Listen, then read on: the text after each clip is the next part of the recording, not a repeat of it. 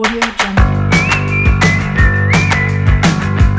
Assalamualaikum warahmatullahi wabarakatuh.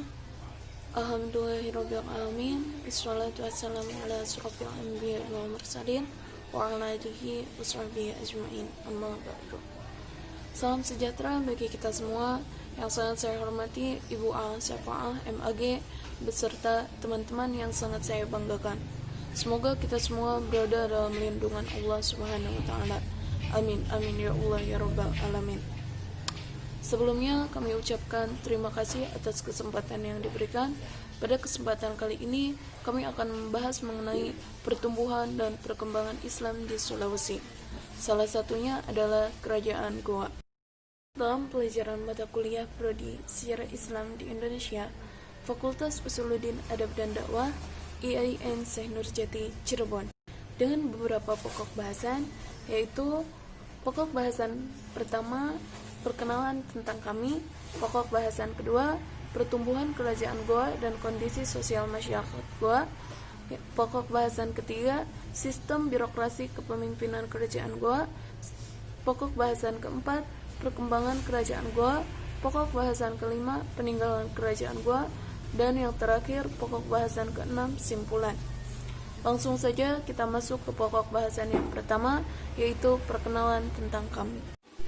Perkenalkan, nama saya Heli Nurhayati. Saya mahasiswi jurusan Sejarah Kebudayaan Islam kelas 3A angkatan 2019 Universitas IAIN Syekh Nurjati Cirebon, dengan ditemani dua orang teman saya, yaitu Ida Siti Fuada dan Hisam Mujaki dari jurusan Sejarah Kebudayaan Islam kelas 3A angkatan 2019. Dalam bimbingan Ibu A. Syafa'ah MAG selaku dosen Prodi Sejarah Islam di Indonesia sekaligus Ketua Jurusan Sejarah Kebudayaan Islam. Kemudian masuk ke pokok bahasan yang kedua, yaitu pertumbuhan Kerajaan Goa dan kondisi sosial masyarakat Goa, yang akan disampaikan oleh rekan saya, yaitu Ida Siti Fuada.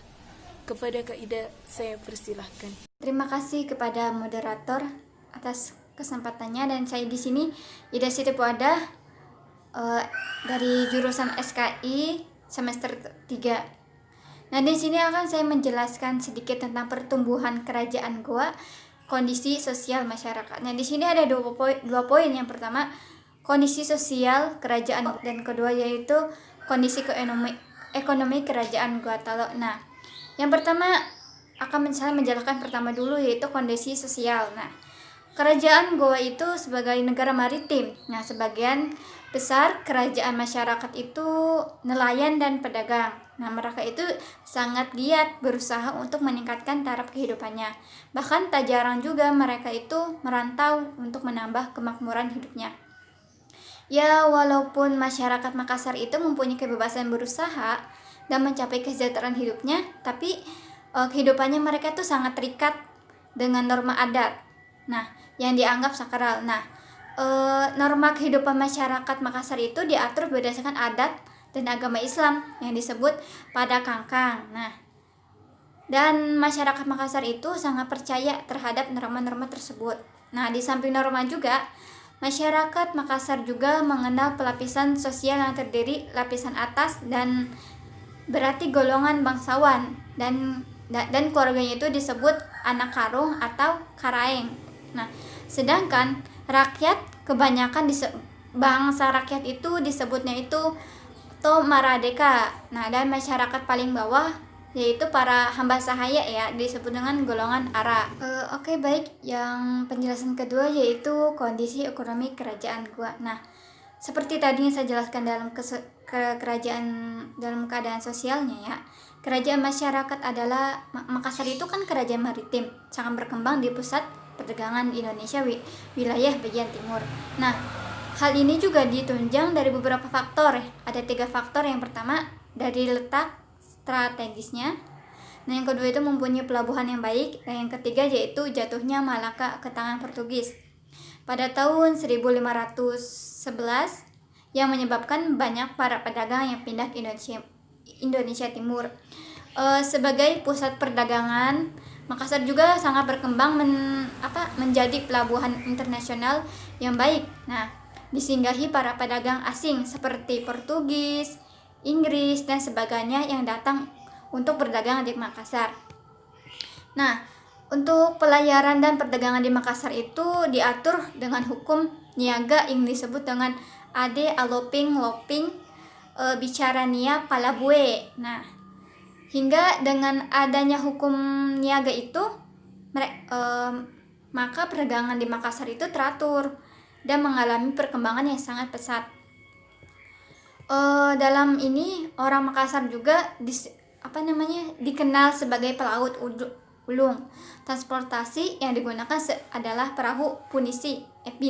Mereka berani menyeberangi lautan menuju negara-negara yang sangat jauh, bahkan sampai Madagaskar dan Afrika Selatan. Nah, itu tuh masuknya agama Islam dan maraknya perdagangan di Nusantara menambah kuatnya usaha dagang yang dijalankan oleh orang Makassar. Dan tidaklah heran jika saat ini orang Makassar terkenal dalam bisnis. Nah, mungkin cukup sekian dari saya. Saya serahkan kepada sang moderator. Baik, terima kasih kepada Kak Ida yang telah menyampaikan materinya. Lanjut ke pokok bahasan ketiga, yaitu sistem birokrasi kepemimpinan Kerajaan Goa, yang akan disampaikan oleh rekan saya, yaitu Kak Hisam Mojaki. Kepada Kak Hisam, saya persilahkan. Terima kasih moderator atas kesempatannya. Saya akan menjelaskan tentang sistem birokrasi pada Kerajaan Goa. Seperti era sekarang, pada Kerajaan Goa itu menggunakan sistem birokrasi agar lebih mudah dan lebih efektif. Dari yang paling atas adalah Sultan Goa,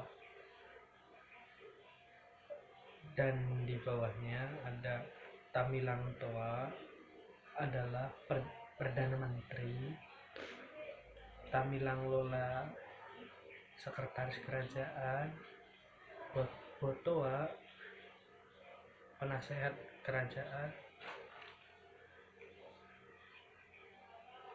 Nah, di bawahnya itu ada Galarang Tujua seperti Majelis Perwakilan Rakyat MPR.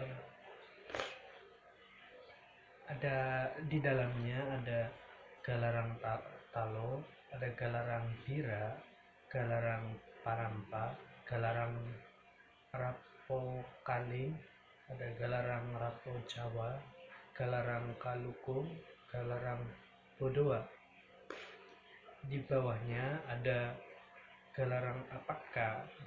Galarang Apaka adalah Dewan Pertimbangan Kerajaan.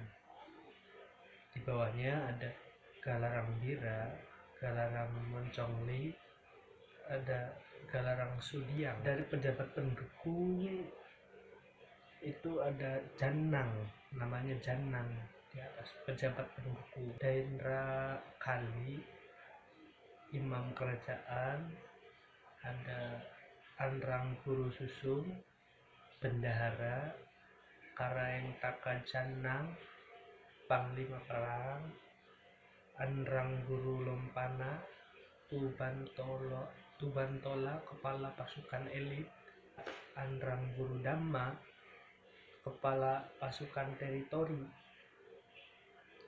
Turi Kalong, ada Turi Kalong, seperti keluarga dekat yang mengurusi kerajaan, atau yang kalau sekarang dalam yang mengurusi kerajaan. Di situ adalah nama-nama yang mengisi posisi atas di dalam sistem birokrasi dari Kerajaan Goa. Kemudian masuk ke pokok bahasan yang keempat, perkembangan Kerajaan Goa, yang akan disampaikan lagi oleh Kak Hisam. Sekarang perkembangan Kerajaan Goa. Kerajaan Goa pada awalnya adalah sebuah kerajaan kecil yang beragama Hindu, yang bercorak Hindu. Di antaranya kerajaan-kerajaan di sampingnya itu ada kerajaan Talo, ada kerajaan Wajo, ada kerajaan Bone, kerajaan Sapeng, dan kerajaan Luwu. Kemudian dengan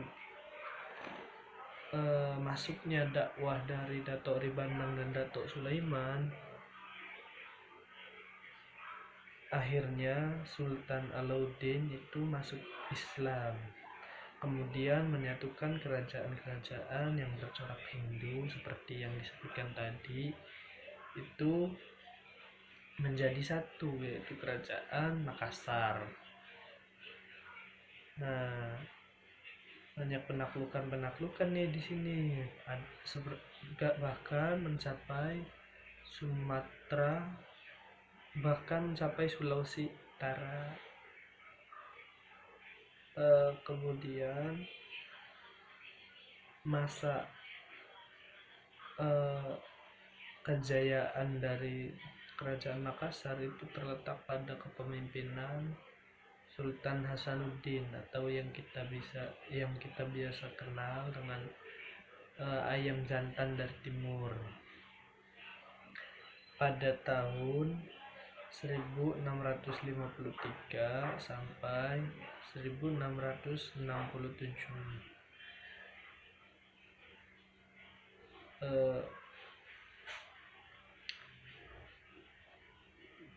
di sini dengan takluknya Melayu di tangan Portugis berdampak pada kemajuan ekonomi dari Makassar itu terbantu, karena mayoritas pedagang Muslim itu melewati kerajaan Makassar ini, bahkan sampai membantu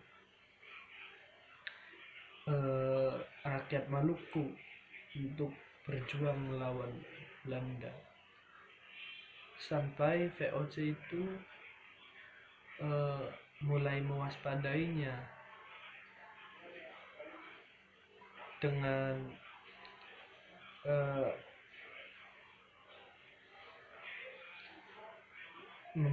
membuat kesepakatan perjanjian, tetapi Sultan Hasanuddin itu menolaknya, sampai VOC mencium musuh dari kerajaan Makassar, dari kerajaan Makassar lebih tepatnya pada masa Sultan Hasanuddin yang bernama Aru Baleka, sehingga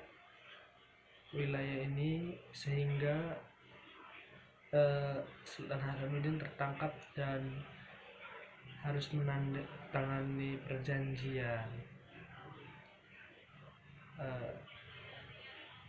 Ya. Terima kasih kepada Kak Hisam yang telah menyampaikan materinya.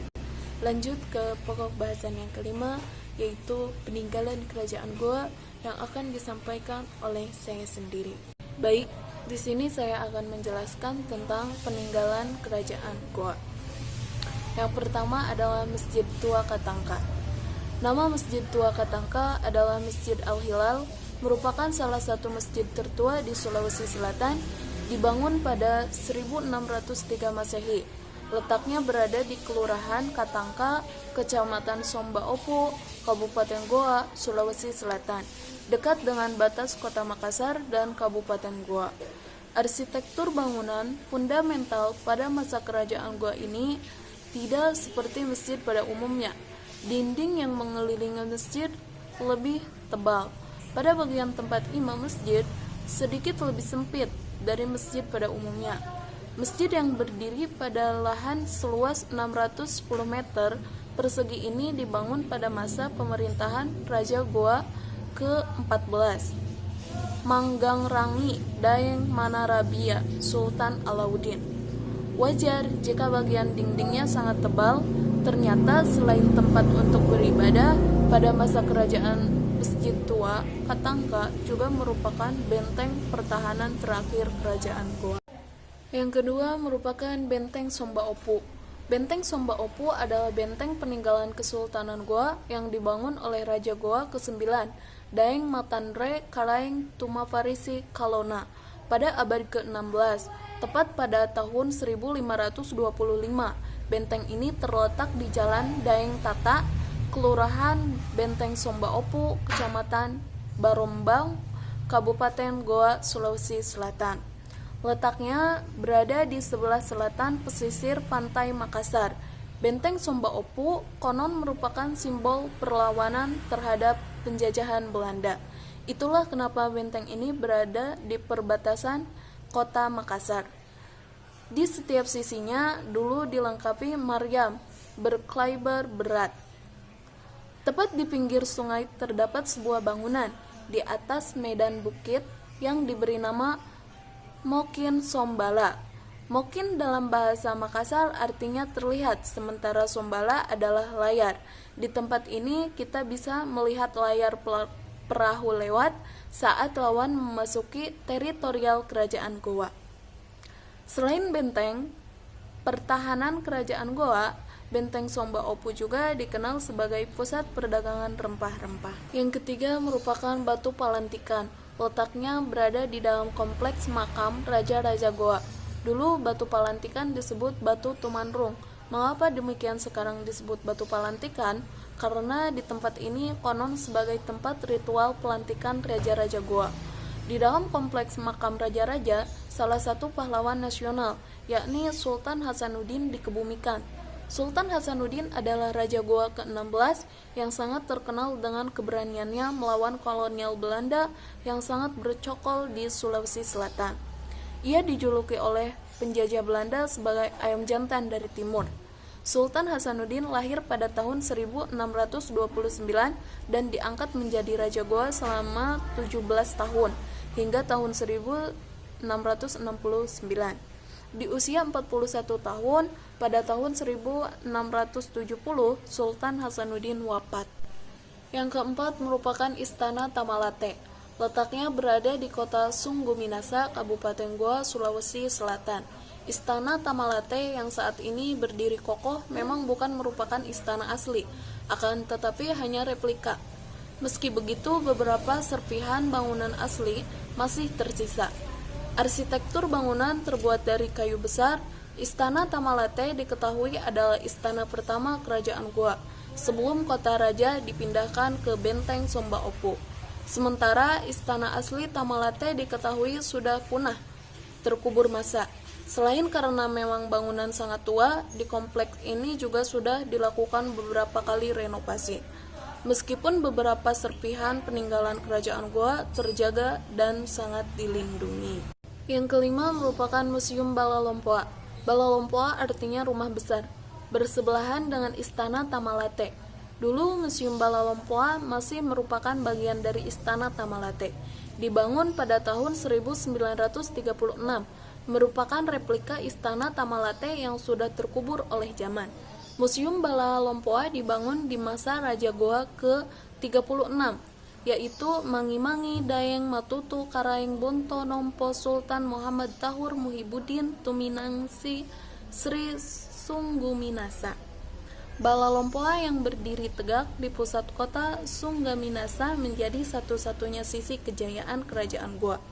Yang bisa dilihat sekarang, Balalompoa berbentuk rumah panggung dari kayu.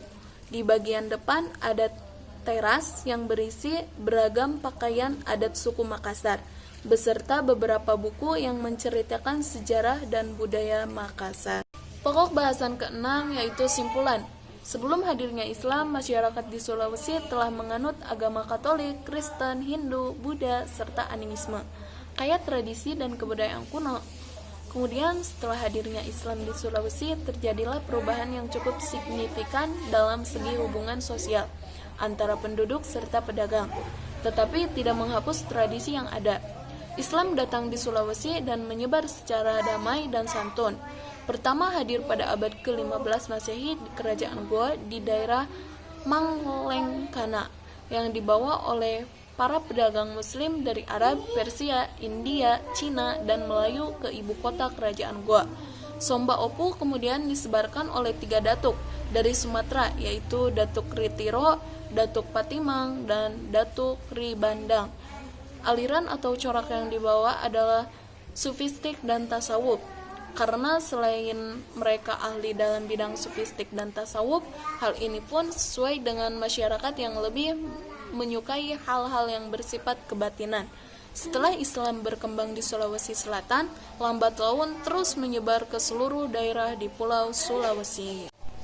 Sekian pemaparan materi dari kelompok kami. Wassalamualaikum warahmatullahi wabarakatuh.